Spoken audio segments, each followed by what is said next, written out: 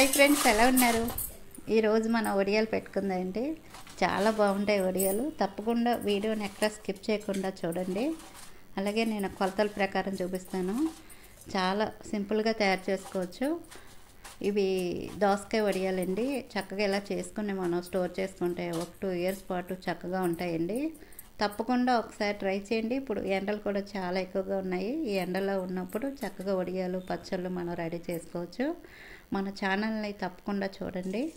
నేను ఒక గ్లాసు పొట్టు మినపప్పు తీసుకున్నాను. మనం వడియాలకి ఎప్పుడు పొట్టు మినపప్పు అయితేనే వడియాలు బాగుంటాయండి. ఒక గ్లాసు పొట్టు మినపప్పు ఇది రాత్రి నానబెట్టుకున్నాను. మార్నింగ్ అలా చక్కగా నానిపోయింది. శుభ్రంగా పొట్టు తీసుకుని శుభ్రంగా కడిగి ఉంచుకోవాలి.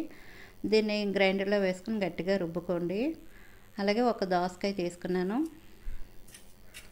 ఈ దోసకాయను కూడా బాగా చిన్నగా ముక్కలు కట్ చేసుకుని ఉంచుకోవాలి. నేను ముక్కలు కట్ చేశాను, మీకు చూపిస్తాను. ఈ విధంగా మనం చిన్న ముక్కల కింద కట్ చేసుకోవాలండి. గింజలు కూడా ఉంచుకోవాలి. గింజలు ఉంచుకుంటే మనం వడియాల్లోని టేస్ట్ బాగుంటాయండి.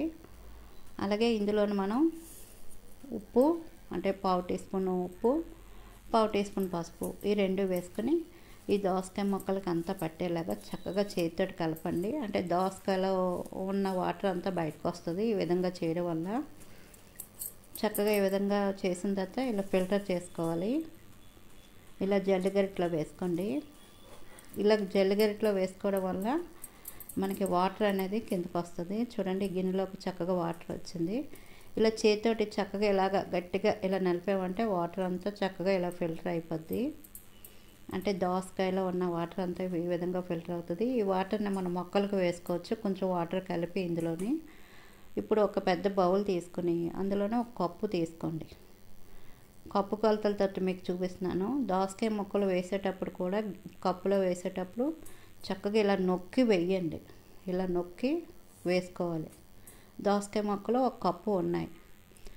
ఈ మనం మినపప్పు కూడా గారెలకి ఎలా రుబ్బుకుంటామో అలా గట్టిగా రుబ్బుకోండి. ఇప్పుడు అది కూడా మీకు కొలతలు చూపిస్తున్నాను. దోసకాయ ముక్కలు ఒక కప్పు ఉన్నాయి కదా, అదే కప్పుతోటి 2 కప్పులు మినప్పిండి వేసుకోవాలి. ఈ మినపప్పు రుబ్బేటప్పుడు కూడా కొంచెం గట్టిగా రుబ్బుకోండి. వాటర్ అవి లేకుండా మనం గారెలకి ఎలా రుబ్బుకుంటాం అదే విధంగా మనం గట్టిగా రుబ్బుకోవాలి. మినప్పిండి 2 కప్పులు వేసుకున్నామండి. ఇంకా ఉప్పు వేయక్కర్లేదు, ఎందుకంటే దోసకాయ ముక్కల్లో ఉప్పు పసుపు వేసి చక్కగా పిండాం కాబట్టి ఆ ఉప్పు అనేది సరిపోద్ది, వేసుకోకండి. ఇలా అంతా కలిసేలా కలుపుకొని ఇలా ప్లేట్లో నేను పెట్టుకుంటున్నాను. అంటే ప్లేట్లో కొంచెం ఆయిల్ వేసి ఆయిల్ అంతా ప్లేట్కి అంతా అప్లై చేసుకోండి. మీరు ఇంకా కొంచెం ఎక్కువగా పెట్టుకునేటప్పుడు కాటన్ క్లాత్ని తడిపి క్లాత్ మీద పెట్టుకోవచ్చు. నేనైతే ఈరోజు తక్కువ పెట్టుకుంటున్నాను కదా, అందుకు చక్కగా ఇలా ప్లేట్లో పెట్టుకుంటున్నాను. ఇలా ఇంట్లో పెట్టుకుని అన్ని వడియాలు పెట్టుకున్న తర్వాత మనం మేడ మీద చక్కగా ఆరబెట్టుకోవచ్చండి. ఈ వడియాలు కూడా చాలా రుచికరంగా ఉంటాయి. తప్పకుండా ఒకసారి ట్రై చేయండి. అలాగే మన ఛానల్లోని ఆనపకాయ వడియాలు ఉన్నాయి, అలాగే గుమ్మడికాయ వడియాలు కూడా ఉన్నాయి. ఒకవేళ మీలో ఎవరికైనా తెలియకపోతే వీడియోని ఒకసారి చూడండి. చూసిన తర్వాత ప్లీజ్ లైక్ చేయడం మాత్రం మర్చిపోకండి. నేను అన్ని కొలతలతో చూపించాను. ఇంకేమైనా వడియాలు కావాలంటే ఒకసారి మీరు కామెంట్లో తెలపండి, నేను తప్పకుండా వీడియో పెడతాను.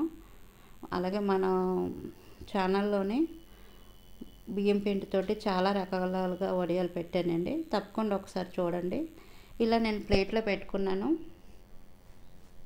చిన్న ప్లేట్లోని ఇంత అయ్యిందండి నాకు వడియాలు. మేడ మీద చక్కగా ఆరబెట్టుకుంటున్నాను. నాకు ఆరినాక ఒక 2 రోజులు టైం పట్టిందండి. చూడండి, శుభ్రంగా ఆరిపోయిన తర్వాత వడియాలు ఈ విధంగా ఉంటాయి. కొన్ని వస్తున్నాయి కానీ కొన్ని కొంచెం అంటుకున్నాయండి. ఇలా అట్ల కాడ ఉంటుంది కదా, ఈ మనం అట్టు తిరిగేసుకుంటాం కదా, దాంతో చక్కగా మన వడియాల్ని వీడియోలో చూపించినట్టు ఈ విధంగా తీసుకోండి. చాలా బాగుంటాయండి దోసకాయ వడియాలు. ఇవి కూరలకు వాడుకోవచ్చు. పులుసు కూరలకి అయితే చాలా రుచికరంగా ఉంటాయండి.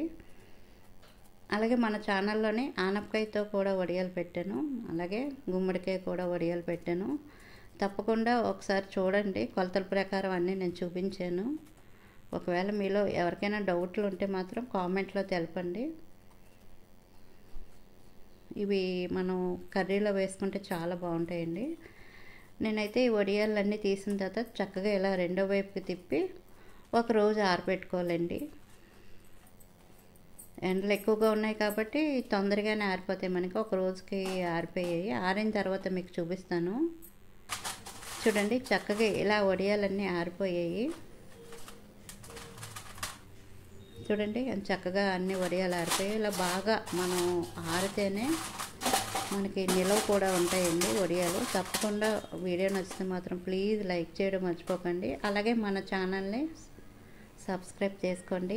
పక్కన ఉన్న బెల్ ఐకాన్ని క్లిక్ చేయండి. మేము ఎప్పుడు వీడియో పెట్టినా మీకు నోటిఫికేషన్ వస్తుంది. తప్పకుండా వీడియో చూస్తే మాత్రం లైక్ చేయడం మర్చిపోకండి. ఇలా వడియాలన్నీ శుభ్రంగా ఆరిన తర్వాత ఇలాగా నేను తక్కువ ఉన్నాయి కాబట్టి స్టీల్ డబ్బాలో వేసుకున్నాను. ఈ మన వడియాలు వేసుకునే డబ్బా కూడా కొంచెం పొడిగా ఉన్నది చూసుకోండి.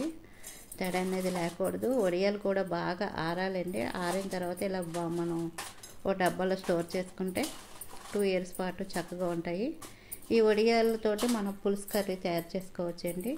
ఒకవేళ మీలో ఎవరికైనా వడియాలు ఎలా వండాలి ఏంటని తెలియకపోతే కామెంట్ చేయండి. నేను పులుసు కర్రీ వండి చూపిస్తాను.